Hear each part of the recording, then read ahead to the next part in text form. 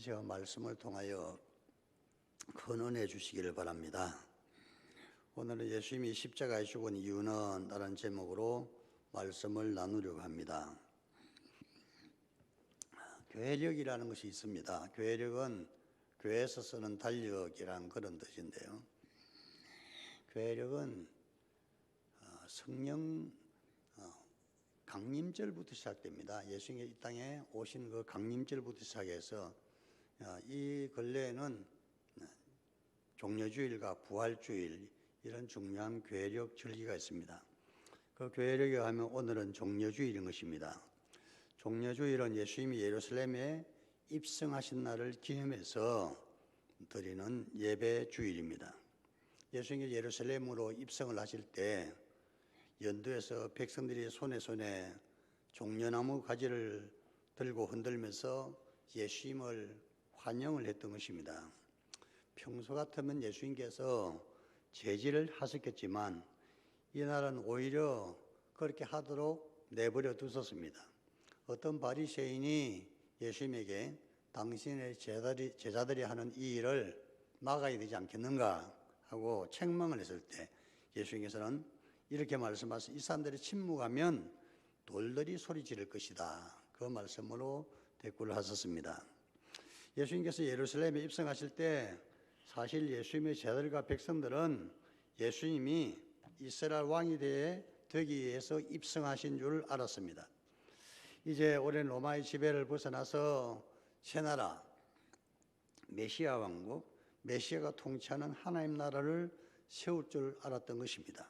그래서 백성들은 새로운 왕을 환영한다는 표시로 종려나무 가지를 흔들어서 호산나 주의 이름으로 오시는 이여 지극히 높은 곳에서 호산나 하고 찬송을 했던 것입니다. 예수님께서는 정말 왜 이렇게 예루살렘 성으로 입성을 하셨는가? 예수님께서 예루살렘으로 프레이드를 벌이면서 이렇게 입성하신 이유는 사실 예수님께서 이미 말씀을 해 주셨습니다. 마태복음 16장 21절 이하에 보면 그때부터 예수께서는 자기가 예루살렘에 올라가야 하며 장로들과 대제사장들과 율법학자들에게 많은 고난을 받고 죽임을 당해야 하며 사흘째 된 날에 살아나야 한다는 것을 제자들에게 말씀하셨던 것입니다. 그때 베드로가 주님 안 됩니다. 절대로 이런 일이 주님께 일어나서는 안 됩니다 하고 예수님을 말렸습니다. 그때 예수님께서는 베드로에게 사탄아 내 뒤로 물러가라. 너는 나를 넘어지게 하는구나. 너는 하나님을 생각하지 않고 사람의 일만 생각하고 있다 하고 책망을 하셨던 것입니다. 예수님께서 예루살렘으로 올라가신 것은 고난을 받고 십자가에 달리시고 부활하시기 위해서 올라가신다고 말씀하고 있는 것입니다. 자, 그렇다면 예수님께서는 왜 십자가를 져야 했을까요? 왜 십자가의 그 끔찍한 고난을 당해야 했던 것일까요? 오늘 말씀을 통해서 이 깊고 오묘한 진리를 깨달으시고 큰 은혜가 있으시기를 주님 이름으로 축원합니다. 예수께 십자가를 지신 이유는 첫째, 인간이 받을 저주와 죽음을 끝내게 하기 위해서 십자가에서 고난을 받으신 것입니다. 사람에게서 가장 치명적인 두 가지, 가장 어렵고 힘든 일 두 가지는 바로 죄의 문제와 죽음의 문제인 것입니다. 사람은 죄로 인해서 괴로워하고 죽음의 문제로 인해서 두려워합니다. 인간의 가장 실존적인 가장 중요한 두 가지 문제는 죄와 죽음의 문제인 것입니다. 예수님께서 이 죄와 죽음의 문제를 해결하시기 위해서 십자가에 돌아가신 것입니다. 오늘 말씀 26절에 보면 예수님이 자기 어머니를 향해서 여자여 보소서 아들입니다 하는 말씀이 나와 있습니다. 이 말씀은 통상적으로 이해하기가 좀 어려운 말씀입니다. 왜냐하면 보통의 아들들이 어머니를 부를 때 여자여 보소서 하는 그런 호칭을 쓰지는 않습니다. 우리 아들 보니까 우리 집사람 휴대폰 전화 입력 보니까 노여사라고 해놨더라고요. 보니까 비슷하긴 한데 아니면 노여자 이런 식으로 하면 웃기는 것 아니겠습니까? 보통 어머니를 향해서는 어머니 보세요 아들입니다. 그렇게 말하지 않겠습니까? 근데 예수님께서는 십자가 위에서 그 어머니를 향해서 여자여 보소서 아들이니다 이렇게 표현을 했던 것입니다. 예수님께서 십자가를 지고 가실 때 예수님 어머니 마리아와 막달라 마리아와 몇몇 여인들이 구슬프게 울면서 십자가를 따라갔고 예수님께서 못 박히실 때 그 현장에 있었습니다. 대부분의 예수님 제자들은 다 도망가 버리고 없는 상태였죠. 예수님께서 십자가를 지고 가시는 그 고통스러운 모습은 여인들의 가슴을 정말 아프게 했을 겁니다. 예수님께서 십자가에 두 손목과 발목에 못을 박힐 때 그 끔찍한 고통을 여인들은 정말 참기 어려웠을 것입니다. 사실 마리아는 일찍이 예수님을 할례를 위해서 성전에 들어갈 때 시므온이 칼이 내 마음을 찌르는 듯 아프게 할 것이다 하는 그 예언의 말씀을 들었는데 바로 십자가 옆에서 마리아는 그 예언대로 끔찍한 마음의 고통을 느꼈을 것 같습니다. 예수님께서 십자가에 못 박힌 지 6시간이 되어가고 있을 때 바로 마지막 운명의 시간이 다가왔을 때 그때 예수님께서는 여인들 쪽으로 바라보시고 특별히 어머니 마리아를 향해서 여자의 보소서 아들입니다 하고 어머니에게 말씀하신 것입니다. 여기 여자의 보소서 아들입니다 하는 이 말씀이 오늘 아주 중요한 메시지를 담고 있는 그런 말씀인 것입니다. 창세기 3장에 보면 선악과 이야기가 나와 있습니다. 하나님이 내가 그것을 먹는 날에는 정령 죽으리라 했던 그 선악과입니다. 그러나 뱀이 하와에게 네가 그것을 먹으면 내 눈이 밝아져서 하나님처럼 될 것이라 하는 그 말을 듣고 여자가 그 나무 열매를 바라본 적 먹음직스럽고 보암직하고 지혜롭게 할 만큼 탐스럽기까지 했다고 되어 있고 그래서 그 나무 열매를 따서 먹게 되고 그 남편에게도 주어서 먹었던 것입니다. 하와는 뱀의 유혹에 넘어가서 그 나무 열매를 먹게 되었는데 그날 밤에 그날 저녁에 하나님께서 에덴 동산에서 아담을 부르셨습니다. 아담아 네가 어디 있느냐? 아담과 하고 하나님 앞에 섰을 때에 하나님께서 그 죄를 추궁했죠. 네가 어찌하여 내가 그만 실과를 먹었느냐? 그때 아담이 대답하기를 여자가 중으로 먹었다고 말하고 또 하와에게 네가 어찌하여 그 나무 열매를 먹었느냐? 그랬더니 뱀이 깨물어 내가 먹었나이다. 그렇게 고백하는 것이 창세기 있어. 제가 좀 생략해서 이렇게 이야기 나와 있습니다. 하나님께서는 뱀을 징벌하시고 사람에게도 벌을 내리시는데 사람에게 내린 벌이 바로 하와에게 아담에게 저주와 죽음의 징벌을 내렸던 것입니다. 땅 가시와 엉겅퀴를 낼 것이라 했고 여인들에게는 출산의 고통을 크게 더할 것이라 그렇게 말씀을 하고 그리고 너는 흑이니 결국 흑으로 돌아갈 것이다 하는 죽음의 명령을 하셨던 것입니다. 그러니까 사람이 하나님의 말씀을 거역하고 선악과를 먹었을 때 바로 인간들에게 고통과 죽음이라는 저주스러운 일들이 인생에게 왔던 것입니다. 하나님께 창세기 3장 15절에서 뱀에게 말씀하실 때 이런 내용이 나옵니다. 내가 너로 여자와 원수가 되게 하고 내 후손들도 여자의 후손과 원수가 되게 하리니 여자의 후손은 내 머리를 상하게 할 것이요 너는 그의 발꿈치를 상하게 할 것이니라. 이 말씀대로 이 땅에 오신 분이 여자의 후손으로 오신 분이 바로 예수 그리스도인 것입니다. 갈라디아 4장 4절에 보면 때가 참에 하나님이 그 아들을 보내사 여자에게서 나게 하셨다 이렇게 말씀하고 있는 것입니다. 세상의 모든 사람들은 남자의 씨앗으로부터 이 땅에 태어나지만 예수님은 여자의 씨를 통해서 이 땅에 오신 것이 좀 다른 것입니다. 여자의 후손은 인류 역사상 예수 그리스도밖에 없습니다. 예수가 진짜로 남자 없이 태어났는가? 우리는 다 믿고 있죠. 그런데 교회 다니지 않는 사람들 그것을 아무도 믿지를 않습니다. 그런데 저 스페인에는 오비도라는 성당에 거기 예수님의 얼굴 수건이라는 것이 있습니다. 예수님께서 무덤에 묻히실 때 예수님 몸을 쌌던 세마포와 얼굴을 쌌던 수건 이 두 가지 천 이야기가 나옵니다. 그런데 이 예수님의 몸을 샀던 수인은 이탈리아의 토리노라는 성당에 보관되어 있고, 예수님 얼굴을 샀던 그 수건은 스페인의 오비도라는 그 성당에 보존되어 있는 것입니다. 언젠가 사람들이 이거 정말 진품인가 하고서 면밀하게 검사를 한 적이 있었습니다. 근데 거기에 예수님의 피가 나와 있었는데, 예수님 피 혈액형이 나와 있고, 그 혈액형을 자세히 조사를 했는데 유전자 코드를 밝혀낸 것은 그 예수님의 피가 묻은 그 수건에서 남성 유전자를 발견할 수가 없었던 것입니다. 보통 생물 시간에 우리가 X, Y 염색체라는 것을 배우지 않습니까? 거기 보면은 여성 유전자가 있고 남성 유전자가 있습니다. 유전자가 46개 있는데, 놀랍게도 예수님의 그 수위에는 유전자 코드가 23개만 나와 있어서 여성 유전자만 발견된 것입니다. 그래서 이것은 틀림없는 예수님의 얼굴 사진이, 얼굴을 싸던 수건이고, 예수님이 바로 여자의 후손을 나타냈다는 것을 현대 과학으로도 증명된 바가 있는 것입니다. 여자의 보소서 이 말씀 속에는 바로 하나님께서 에덴 동산에서 아담과 하와에게 하셨던 말씀, 여자의 후손은 내 머리를 상하할 것이라는 말씀에서 바로 여자의 후손이 예수님 당신임을 선언하신 것입니다. 그리고 뱀의 후손은 예수님 발꿈치를 상하할 것이라, 십자가 못 박을 때 그들은 아마 승리한 줄 알았을 겁니다. 그러나 이 창세기 3장 15절 그 원시 복음의 그 말씀대로 예수님께서는 뱀의 머리를 깨뜨리셨던 것입니다.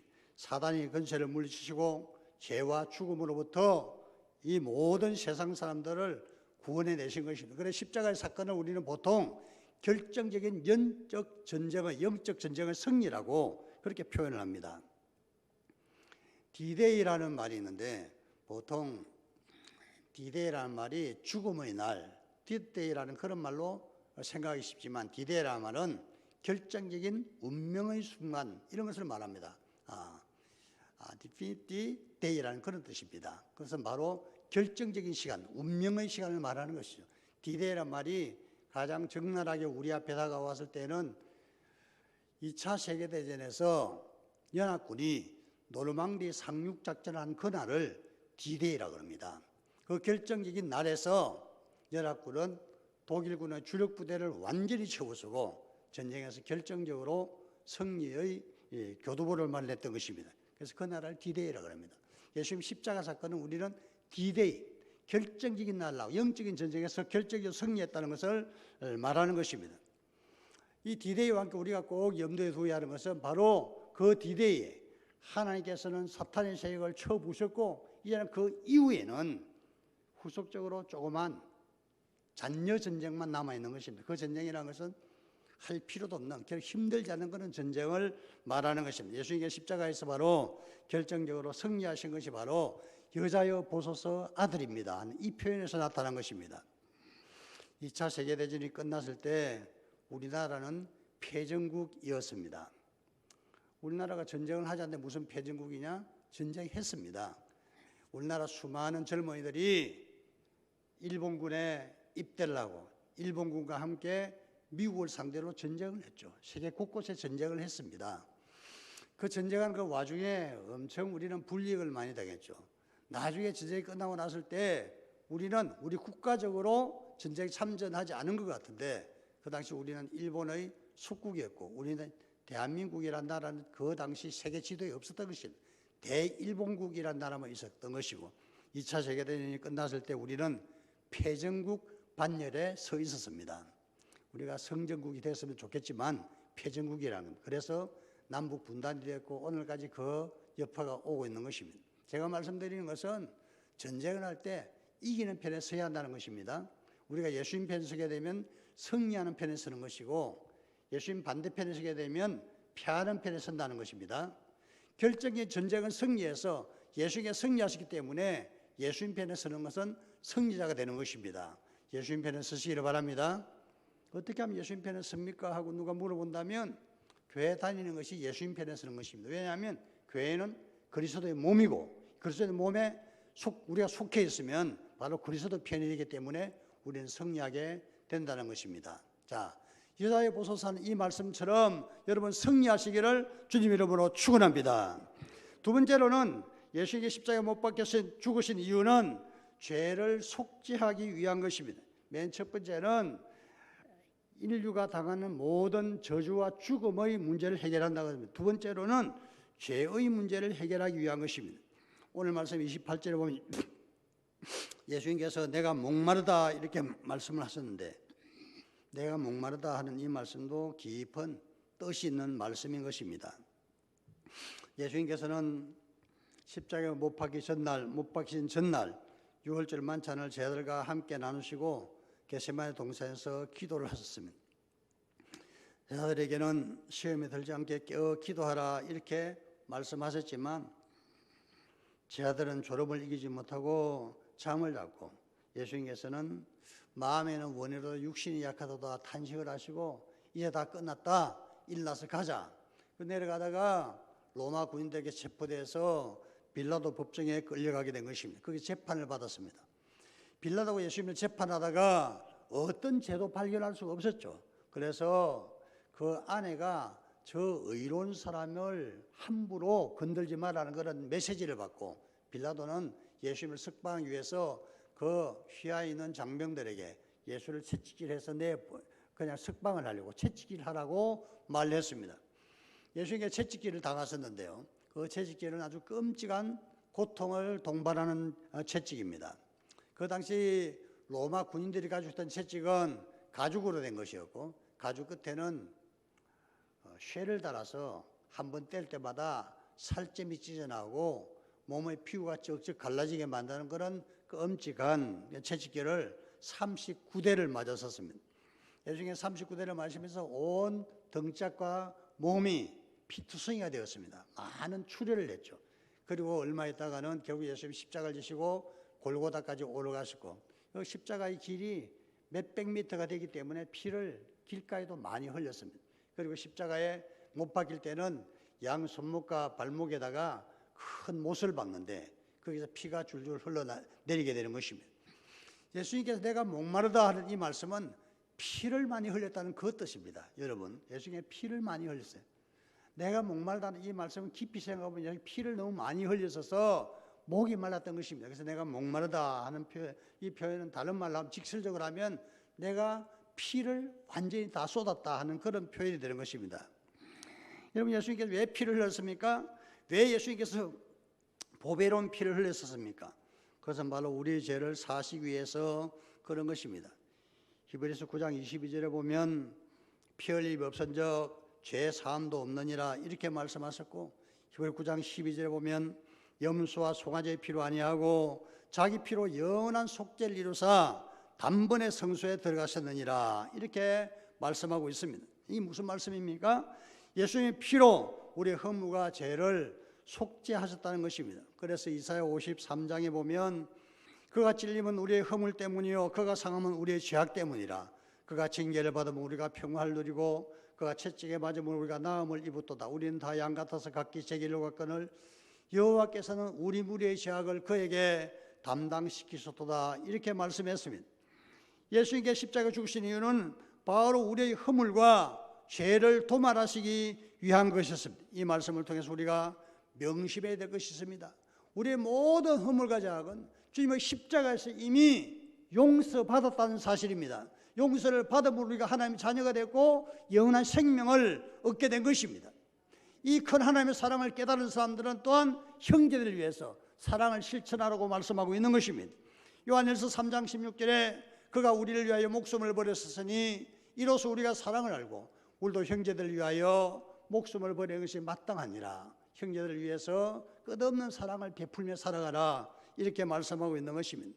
특별히 우리 주변에 있는 모든 형제자매들, 믿음의 근속들을 사랑하시고 또한 믿음 밖에 있는 사람들도 주님의 마음으로 사랑을 실천하며 살아가시기를 우리 주님 이름으로 축원합니다.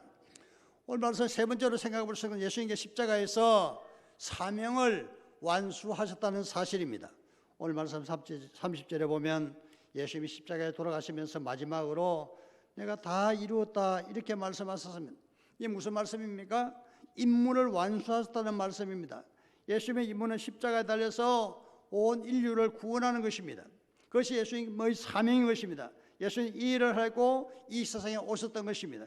요한복음 10장 10절을 이하에 보면 내가 온 것은 양으로 생명을 얻게 하고 더 풍성히 얻게 하려는 것이라 말씀하셨고 나는 선한 목자라 선한 목자는 양떼를 위하여 목숨을 버리느라 이렇게 말씀했습니다.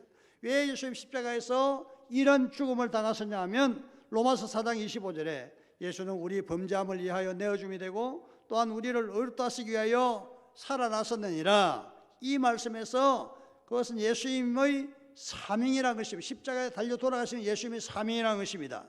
십자가에 돌아가시면서 그 사명을 내가 다 이루었다, 내가 사명을 완수했다 이렇게 선언하신 것입니다. 이 말씀과 관계해서 우리 모든 성도들이 마음에 꼭 새겨야 할 것은 우리들도 사명이 있다는 것입니다. 하나님께서는 우리에게 맡기신 일이 있는데 그 사명을 잘 감당하시기를 바랍니다. 맨 처음 인간인 아담과 하와의 사명은 무엇일까요? 하나님 그들에게 생육하고 번성하며 땅에 충만하라 하는 사명을 주셨습니다. 그들은 자녀를 잘 낳고 잘 기르면 그것으로 좋겠던 것입니다. 노아의 사명은 방주를 짓는 것이다. 아브라함의 사명이 약속의 땅으로 가서 새 삶을 사는 것이 아브라함의 사명이고 선아밤이 너를 인하여 복을 받을 것이니라 이렇게 말씀하셨습니다. 모세의 사명이 애굽으로 내려가서 하나님의 백성을 해방하고 약속의 땅 가나안으로 인도하는 것이었습니다. 요나의 사명은 니네에 가서 이 성이 40일이 지나면 무너지리라 하나님의 말씀을 대언하는 것이 바로 요나의 사명이었습니다. 세례 요한의 사명은 주님의 길을 준비하는 것. 이 세례 요한은 그 사명을 완수하다가 결국 순교의 제물이 된 것을 볼 수 있습니다. 우리는 각자의 사명이 있습니다. 내 자신이 꼭 해야 하는 일, 하나님께 나에게 맡기신 일, 그것이 큰 일이든 작은 일이든 사명을 감당하시기를 바랍니다. 사명을 완수하시기를 바랍니다. 빅터 프랭클이라는 사람이 쓴 단편 소설에 고개사의 헌신이라는 조그만 글이 있는데요. 그 책에 이런 내용이 나옵니다. 그 주인공의 난쟁이 고개사인데요. 난쟁이 키가 조그만 난쟁이가 고개사로서 하는 일하고는 물구나무를 써 발로 접시 돌리기 그런 걸 하는 것이 그렇게 해서 먹고 살았습니다. 나이가 많이 들어서 그 일을 더 할 수 없을 때 어떤 교회에서 그를 데려와서 먹여 살렸는데 아무것도 하는 일이 없이 그냥 주는 밥이나 먹고 있으니까 너무나 재미가 없었죠. 얼굴이 점점 파리하고 수척해 갔는데 어느 날 마음속에서 들려오는 소리가 네가 잘하는 것을 하나님께 보여드리는 것이 좋겠다. 자기 잘하는 일하고는 거꾸로 물구나무를 서서 접시 돌리기밖에 없는데 그 일밖에 할 일이 없어서 어느 날 저녁에는 교회 가서 물구나무를 서서 하나님 앞에서 그것을 시연을 해보겠습니다. 하나님 제가 잘하는 것을 거꾸로 서서 접시 돌리기밖에 없습니다 하고 거꾸로 서서 접시를 한참 돌렸습니다. 다음 날도 그렇게 그러니까 너무 재미있어. 하나님께서 보시고 너 잘한다 하는 것 같고 그래서 날마다 밤마다 교회에 와서 아무도 보지 않지만 하나님께서 나를 보고 계신다고 자기가 제일 잘하는 것은 거꾸로 서서 접시 돌리기밖에 없으니 그걸 하게 되었던 것입니다. 그로부터 이 사람은 얼굴에 생기가 돌고 아주 삶이 활기차고 행복하게 됐다는 그런 말씀입니다. 여러분 내 자신이 좀 잘하는 것이 하나님 주신 사명입니다. 그 사명을 감당하시길 바랍니다. 그 사명을 감당할 때 내 인생도 기쁨이 가득하고 마지막 날 하나님 앞에 서게 될 때 하나님의 칭찬을 받는 성도들이 될 줄로 믿습니다. 이 은혜와 축복이 함께 하시기를 주님 이름으로 축원합니다. 기도합시다. 사랑하는 하나님 아버지, 오늘도 주의 말씀을 마음에 새기고 말씀대로 살아가는 저희들 되게 하여 주시옵소서. 예수님께서 예루살렘에 올라가서 십자가에 달리신 이유에 대하여 말씀을 나누었습니다. 이 말씀을 잘 깨닫고 말씀대로 살아갈 수 있는 저희들 되게 하여 주시옵소서. 예수님의 이름으로 기도합니다. 아멘.